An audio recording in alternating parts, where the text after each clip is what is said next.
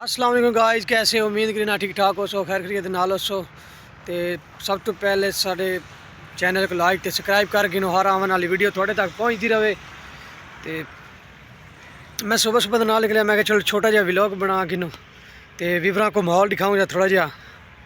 ये देखो वीवर, माहौल है पिया पार्क का, ग्रीन बर्ग पार्क है।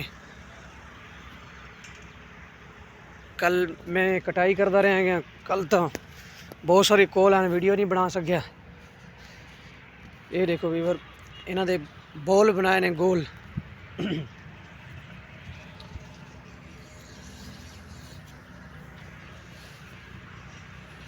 वीवर ये देख,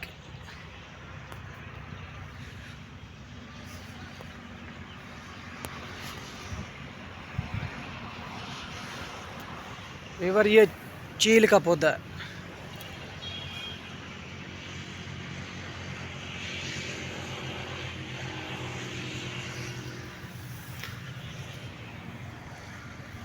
ये चील के पौधे,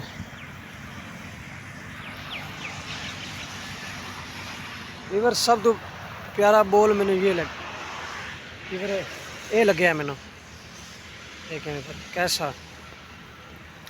तो वीवर सब तो पहले साढ़े चैनल को जो नवे आए ने, चैनल को लाइक तो सबसक्राइब कर गिने, क्योंकि हर आने वाली वीडियो थोड़े तक पहुँचती रहे।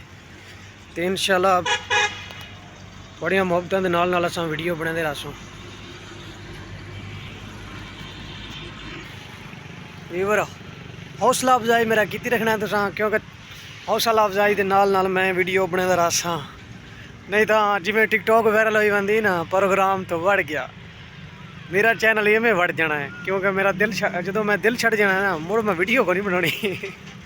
वीवर उम्मीद करना बड़िया मुहब्बतों के नाल असां वीडियो बनाते रहां। वीवर साढ़े नाल वाले जो कम वाले हैं वो वीवर आ गए ने, तो बस मैं ही हुण कम वाले तैयारी छिकते हैं, तैयारी वढ़ते हैं कम वाले। तो अल्लाह हाफिज़।